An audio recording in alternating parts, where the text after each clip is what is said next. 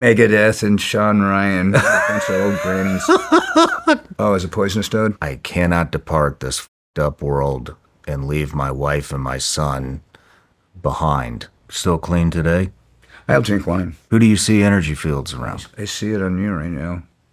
What does it look like? It's just like a black shadow. Was it hard for you to get sober? Everything that was poison that I was putting into my body. After you got sober, I mean, are you still clean today? I'll drink wine, and I take my cancer medication. That's it. That's it. Was it hard for you to get sober? Yeah, of course.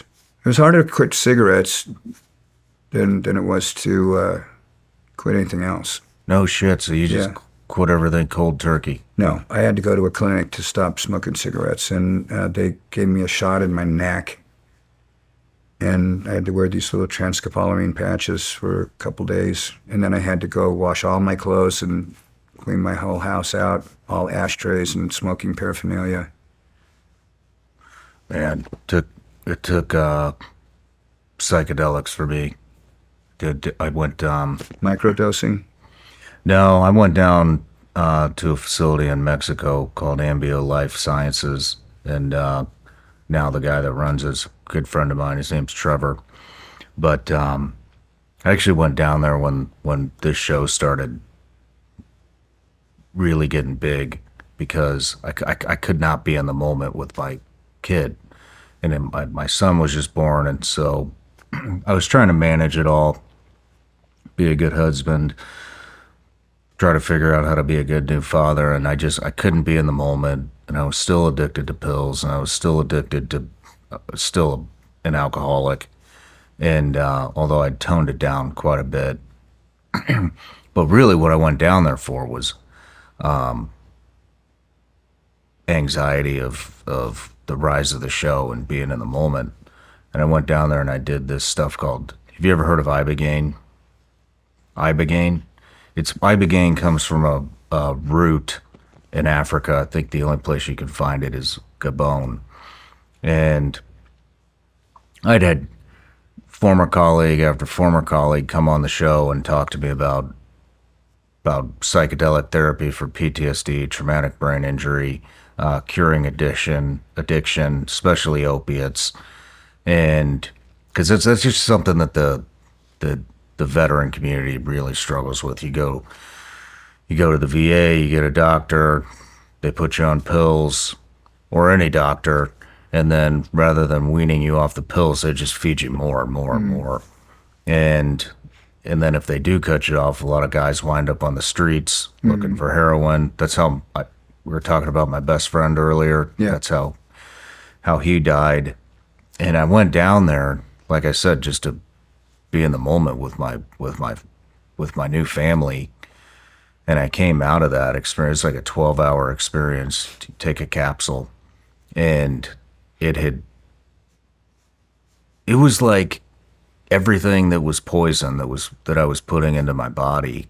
I had like this intuitive sense, and it took away all my cravings to get back on pills or to keep drinking. And I kicked it that day. That was Valentine's Day, whatever, 2022. And so I've done a bunch of interviews on psychedelics, and what I found was the science behind it is it replenishes all the receptors in your brain that have been beat to shit from opiates, from Adderall, from cocaine, from all of them, stuff, booze. And when it replenishes the receptors, it takes the cravings away. And so it's literally like a light switch. It was just like I had no cravings. I didn't want it. Haven't had a drop. Quit smoking weed for a long time, and then that kind of came back. But I'll smoke pot every once in a while too. Yeah. But just rarely. Yeah. And but all that shit went away. Even sugar and caffeine went away for a long time. I still haven't drank coffee, and I got off coffee too. I'm drinking tea now. So Yeah, same here. We're like a bunch of grannies. I know, right? Shit. But Megadeth and Shawn Ryan. A bunch of old grannies. but it really like it helped me, and it's helped. I have no idea how many people it's helped, but it's just about everybody that I served with the exception of a few, have, because it's like the same story, man. Everybody's story is different, but it all is very similar. Going down the addictions, and on top of that, it man, it's just like it cures the mind. And so another thing that it does is like with post traumatic stress and TBI and post traumatic stress, which it puts a blocker. There's like the neurons in your brain move through a thing called the default mode network. And that's basically from the front of your brain to the back, or yeah, and that's how they do. But when we were born and you're younger, the neurons communicate through these neural pathways in your brain. And as we get older and you start seeing people get set in their ways and addictions and all that kind of shit, it's because the neurons get lazy and they use the default mode network, which is like a highway. And so what these psychedelics will do is they'll basically put a damn roadblock into the default mode network, and it forces the neurons to reopen all these neural pathways that have not been used in decades. Yeah. And and you're able to look at a lot of things that have happened in your life from a different perspective, kind of like an unemotional perspective. And it makes certain events, how do I say this? It makes certain traumatic experiences in your life, it spins it from another perspective and kind of it puts you at peace with whatever happened to you. Right. And then after, it was like a week-long thing where they like get you ready for it and teach you breathing techniques and all these other things. And then you do it on a Wednesday. You do the Ibogaine on a Wednesday. It's like a 12-hour experience. Then you have what they call a gray day, which is like the worst fucking hangover you could ever imagine. And then on the Friday, you smoke. Have you heard of 5-MeO DMT?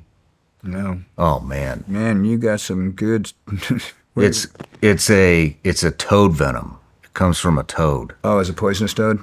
Yeah, and you smoke it, and you have a full-on death experience. Oh, that sounds fun.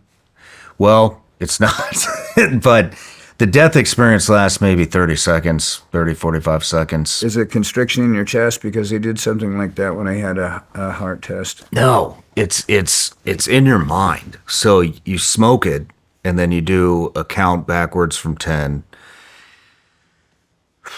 and it's like the most anxiety, most fear I've ever felt of all my time in combat, everything that I did. Holy cow. This was like in your brain. So what happens is apparently, and I might be a little off on this, but when you die, your pineal gland in your brain empties, and whatever's in there, I can't remember the chemical. Pineal? Maybe it's serotonin, or I don't know what it is, but it dumps, and it gives you like this euphoric experience. But before that, you're in your mind, and that's what happens with 5-MeO is you get a pineal gland dump. But before you kind of cross over, in your mind, you are 100% certain that you are going to die. And all the, like, you start separating from everything that you're attached to. And it kind of starts with like all the bullshit, maybe like, I don't know, fucking possessions or money or whatever it is. And like things just start offloading. Like you're like, okay, I can let go of that. I can let go of that. But it's a very, like I said, it's the most fear, most anxiety I've ever felt. And the last thing for me that I could not let go of that I was hanging on to is my wife and my son. And I remember thinking, I cannot depart this fucked up world and leave my wife and my son behind. I have to be here for them. And then I let them go. And once I let them go, it felt like there was this tar. Like, it was like, I didn't see anything. It was like an intuitive experience. And I felt like all this tar was like wrapped around my heart, like covering my heart. And couldn't see it, but it was like it was coming off my heart. And then my heart was pure again. And then once you die and you let everything go, you cross over into this other realm. And then in the other realm that you cross over into is like pure bliss, very euphoric. And I swear, I think it's like a spiritual realm that we don't have access to. Or maybe we had access to it like way early on before language and electronics and all that, these kind of distractions and shit. But I think you tap into the spiritual realm. And like I'd always heard about energy and you know, shit like that. Tesla stuff. Yeah. Well, not that kind of stuff. Like, like hippies talk about it. Well, good energy, bad energy. Vibes. Yeah. And I never bought into that. And I always despised hippies, being a SEAL and a CIA contractor. But after that, like, I opened my eyes and we were at this little beach house down in Mexico, and I swear, man, I could see energy flowing from the islands into the water, up the beach, into the trees. And it was like the first time I had realized that the hippies say this shit too. Everything is one, everything's connected. And I was like, I could just intuitively like see it. And if there Can you was, see energy fields around people? I wouldn't say I've seen that, but can you? Yeah. Who do you see energy fields around? I see it on you right now. What does it look like? It's just like a black shadow. It's mostly on this side. Do you see that on a lot of people? No. It's there. No, I don't. Is it freaking you out? No, I was just looking at it. Just looking at it, making sure it wasn't the building, but it's not. Shadows in here. Yeah, it's like an energy field on you. Interesting. No matter where you're watching Shawn Ryan Show from, if you get anything out of this, please like, comment, subscribe, and most importantly, share this everywhere you possibly can. And if you're feeling extra generous, please leave us a review on Apple and Spotify podcasts.